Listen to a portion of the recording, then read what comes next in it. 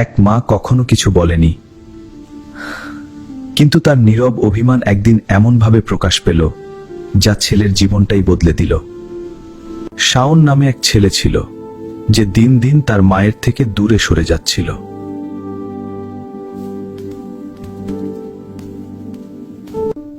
বাবা, আজ একসাথে বসে একটু খাই। অনেকদিন হলো তোকে পাশে পাই না। শাওন, খেতে এসো। মা, তুমি খেয়ে নাও, আমি পরে খাবো। মা কিছু বললেন না, শুধু চুপচাপ তাকিয়ে রইলেন ছেলের দিকে।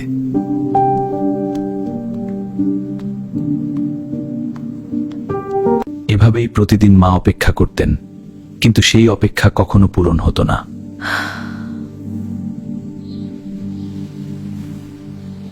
হে আল্লাহ, আমার ছেলেটাকে ভালো রাখুন, সে যেন সবসময় সুখে থাকে।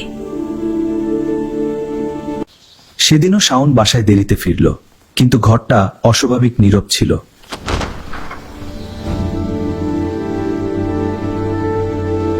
মা, তুমি কোথায়? আজ এত চুপচাপ কেন?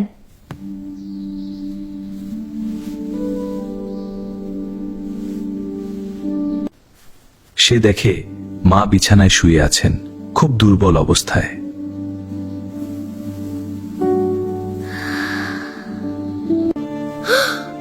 মা, তুমি আমাকে বলনি কেন?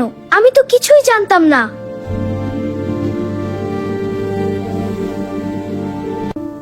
তুই ব্যস্ত থাকিস, আমি তোকে কষ্ট দিতে চাইনি।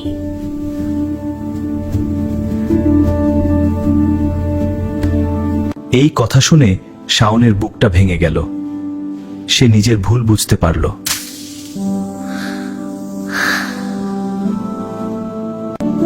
মা, আমি তোমাকে সময় দেইনি, আমাকে মাফ করে দাও। সেই দিন থেকেই শাওন সবকিছু বদলে ফেলল। মায়ের পাশে সময় দিতে শুরু করল। মায়ের মুখে আবার হাসি ফিরল। তার নীরব অভিমান ধীরে ধীরে মুছে গেল।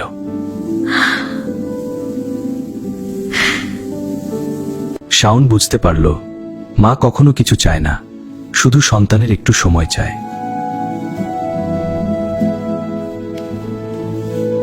মনে রেখো, মায়ের নীরব অভিমান সবচেয়ে কষ্টদায়ক, কারণ সে কখনো অভিযোগ করে না, শুধু চুপচাপ কাঁদে।